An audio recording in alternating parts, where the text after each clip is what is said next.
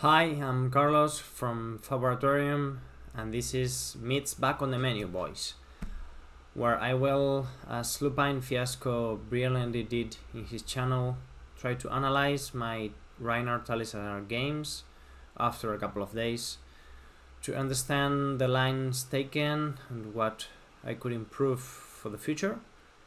I will explain my thoughts and share what I hope is useful information for any Rhinar player. So let's start. Okay, so here we have the first game that I recorded for this section of the channel, and we are facing Kassai of the Golden Sand. Traditionally, Rhinar and Brute heroes struggle against warriors, so we need to high roll, or the turn by turn cycle would be favored for the warrior hero. So here you start with what I think is the best equipment suit.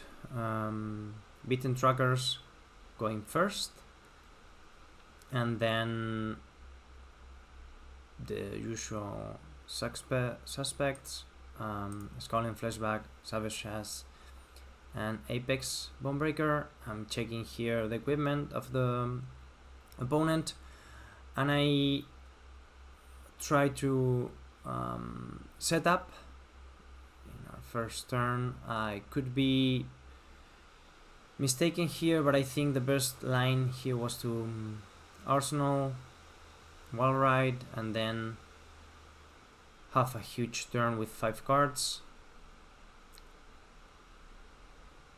Let's see what the opponent does with their 4 initial cards.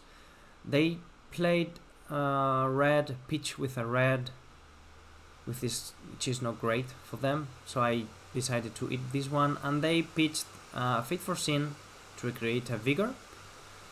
So that was great for us because they only apply like 5 points of damage of pressure to us. So here we are really lucky.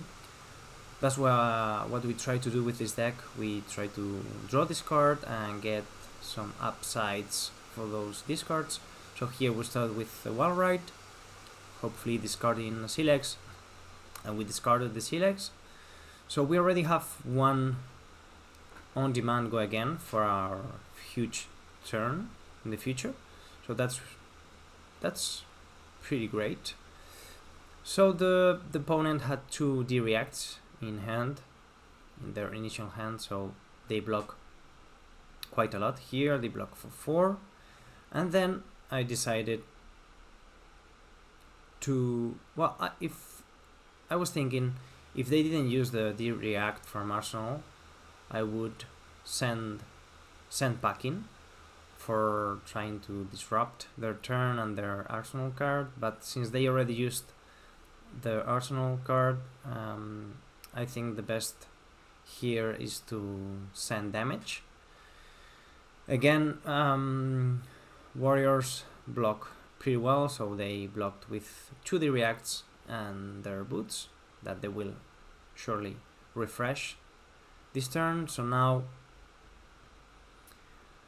I don't have any go again in hand, so I could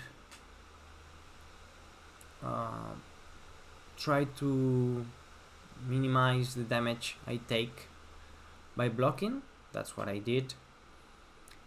Hopefully the opponent will get an Arsenal card, so we will disrupt them with our send packing. And here I was preventing as well the copper creation by Spoils of War. I think it's very scary and very powerful for them. So since I didn't use any card from hand, I send packing here, and I reveal a powerful card, a new card for Kassai. So I already have the information. I knew that this attack was not going to hit anyway, but I wanted information. So now I know that if I block this attack, for example, they cannot buff it or create any allies. So I could block with cards in hand. Here I'm checking what the card does, because I'm not used to play against Kassai and this new card. So I decided here to block with equipment, I think, to prevent the go again because of an attack action card blocking this weapon. So I will stop also the second buff of their non-attack. So here they play it just for the go again and to get the second buff here. So my opponent here decides to close the combat chain and activate Kassai first. Anyway, I was going to block this one, so if it was me now, I will block 6 as I did, and then I will probably send 8 or 7 here. We have a vigor token that is not very useful now. We're gonna kind of lose it, but it's okay. We already saw the top of the card, and if I remember correctly, I sunk the card, so we are digging faster and deeper for our power cards. And here I just decided to send 7. They took 7, and this is again a hand with no go again. It is okay. The hand blocks quite well.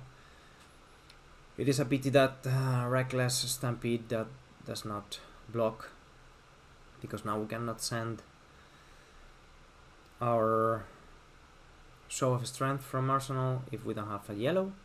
So here what I would do is maybe block 6, and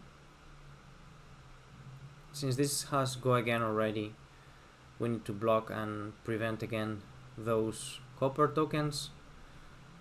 We'll reveal an Alpha Instinct and we will sink it just to look for our power cards again.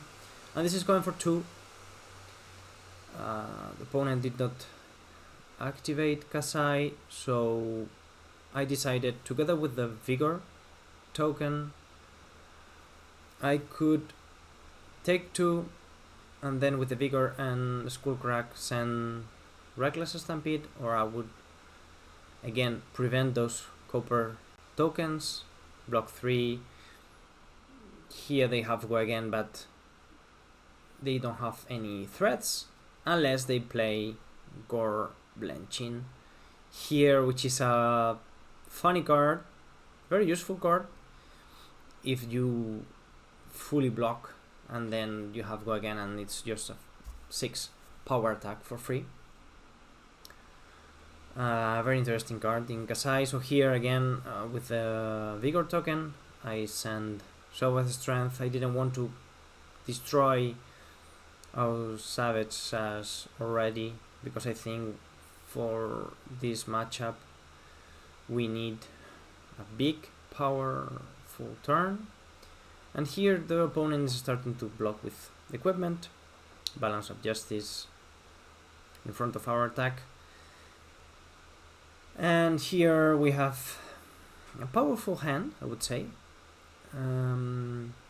We have quite the lead here, so I decided not to block. Maybe this was a mistake, I'm not sure. But we are taking 4 here. We are even. So now with this second attack we can decide if we want to block or not. This is not threatening any copper tokens or gold tokens. So here I decided not to block, and I'm thinking about if I would play the hand now, I would maybe destroy the rum or just send Savage Fist pitching a yellow and maybe pop beaten trackers. I'm not sure about it, and I'm not sure what I did there, so it's interesting. I could also break Rum and send Ravenous Mitax. So here we go for the aggressive play. Definitely we did not destroy our Rum, we destroy our Savage Sass, and we try to go 3 attacks wide. So we have this Savage Fist for 6, then everything costs 1 less, so we can play again another Savage Fist for free, hopefully discarding the Agile Wind Up and hitting with a Swim Big with the card that we will draw. We are not that lucky. We discard a Swim Big and we draw a good card, great card, Blow Rush Bellow, but we do not want to pitch it for the Agile Wind Up, and we don't want to pitch it for the Ravenous Mitax. I cannot want it in the arsenal. So here I decided to lose that extra action point that we have now, and since the opponent will block a lot, I decided to set up, discard the Agile Wind Up, create an agility token, and get that Blow Rush Bellow in arsenal. Hopefully they are at 13. With a bit of luck we can kill them in this turn. So they have 5 cards in hand, 1 in arsenal. Again we are at 21. We have a Scowling Flashback if needed. We are pretty comfortable. At this point they should present a lot of damage for us to block with any card. So we drew 3 yellows, 1 popping, and we have arsenal. We have the Blow Rush Bellow in arsenal, so this is a pretty good hand. We have resources, we have 6s to discard, and hopefully we will discard any yellow that is not the popping. So we have first agility and then the popping. So here I'm taking all of the damage. I'm just blocking with a Scowling Flashback to prevent grains from being activated and generate extra vigor tokens for the turn. So here we are taking everything and we are trying to kill them from 13. They have 5 points of armor, so it's gonna be difficult, especially if they have any D-React. So here we are lucky, we do not discard our pulping, and I will start with Ravenous Mitax here. Why? Because I have already the agility token and I don't want our pulping to get stuck. Even if it has go again, our Ravenous Mitax or any other attack won't have go again. So again, we didn't discard our pulping, we're good to go. We have 3 cards in hand, 1 resource floating, and opponent already blocked with 1 card in hand. So if we play here pulping and we discard 6, this is dominate guaranteed. That would come for 8. We are lucky again. We drew Blow Rush Bellow and we discarded a Beast Within. So we have another extra attack that is coming for 8. Here, this is coming for 8. Go again, dominate. And here the opponent conceded the game, and I wasn't sure they were right there at conceding. So I wanted to check if I could win the game. So let's see what they had in arsenal and what we could do after the blocks. So they had Take It on the Chin, arsenal, pretty good arsenal card, so blocking 2. And then I check my my deck to see what I could draw, and I saw that my opponent could block 2, 4, 6 and 7 on this popping, so they would end at 8. So I could immediately send Splatter a Skull for 8 thanks to the Blood Rush to finish the game, or I could even draw 2 cards from the Blood Rush below the second one and send Walride for 10. So this was a game where the deck showed what the deck has to do or is meant to do against a tough and not so comfortable opponent.